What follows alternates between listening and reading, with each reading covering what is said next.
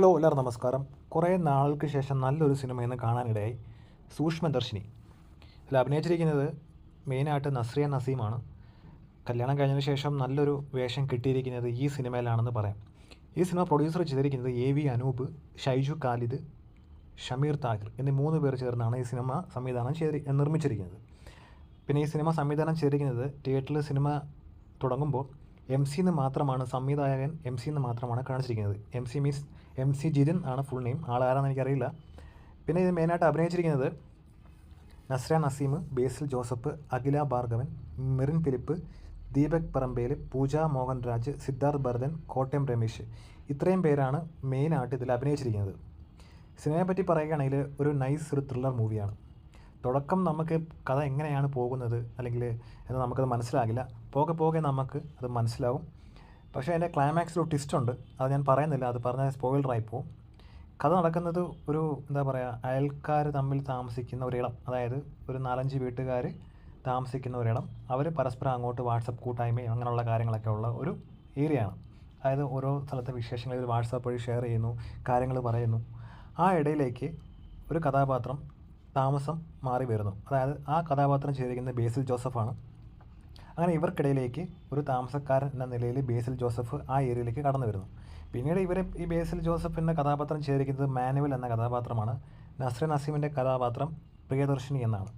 പ്രിയ എന്നാണ് അതിൽ വിളിക്കുന്നത്. നസ്രിയ നസീമിൻ്റെ ഹസ്ബൻഡായിട്ട് വേഷം ചെയ്യുന്നത് ദീപക് പറമ്പേലാണ്, പേര് ആൻ്റണി.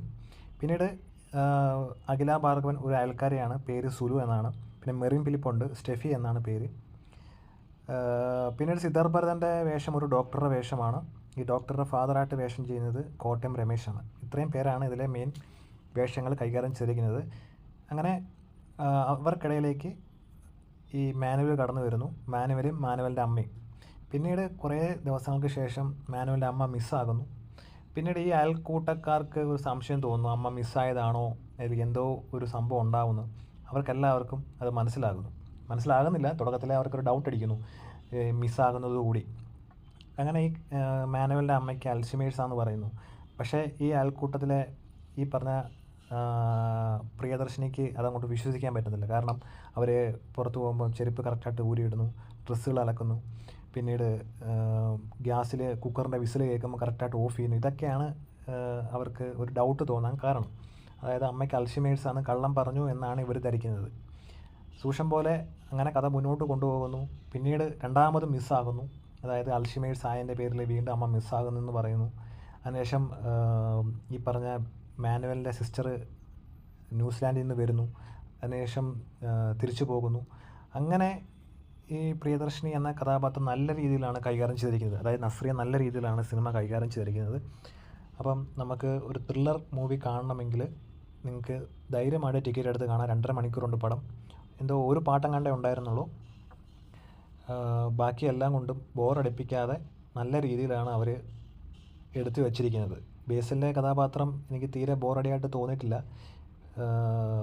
എന്നിരുന്നാലും കുഴപ്പമില്ല, ആൾ ഓക്കെയാണ്. സിനിമ നല്ല രീതിയിൽ ക്ലൈമാക്സിൽ കൊണ്ട് എത്തിച്ചിട്ടുണ്ട്. അപ്പം നിങ്ങൾക്ക് താല്പര്യമുള്ളവർക്ക് പോയി തിയേറ്ററിൽ പോയി മസ്റ്റ് വാച്ചായിട്ട് കാണാൻ പറ്റുന്ന അടിപൊളി സിനിമയാണ്. ക്ലൈമാക്സിൽ ആണ് ഇതിൻ്റെ ട്വിസ്റ്റൊക്കെ വരുന്നത്. അപ്പം ക്ലൈമാക്സ് ഞാൻ പറയുന്നില്ല, അത് സ്പോയിലറാവും. അപ്പോൾ ഇത്രയേ ഉള്ളൂ. കണ്ടു, ഇഷ്ടപ്പെട്ടു. എനിക്ക് തോന്നുന്നു 2024 അവസാനിക്കാറായി. അപ്പം ഇത്രയും നാൾ കണ്ടതിൽ ഒരു ത്രില്ലർ മൂവി ഏതാണെന്ന് ചോദിച്ചു കഴിഞ്ഞാൽ ഞാൻ ഉറപ്പായിട്ടും പറയും സൂക്ഷ്മദർശിനി എന്ന് പറയും. അപ്പം ഓക്കെ, അപ്പം വീഡിയോ ക്ലോസ് ചെയ്യുന്നു. Thank you.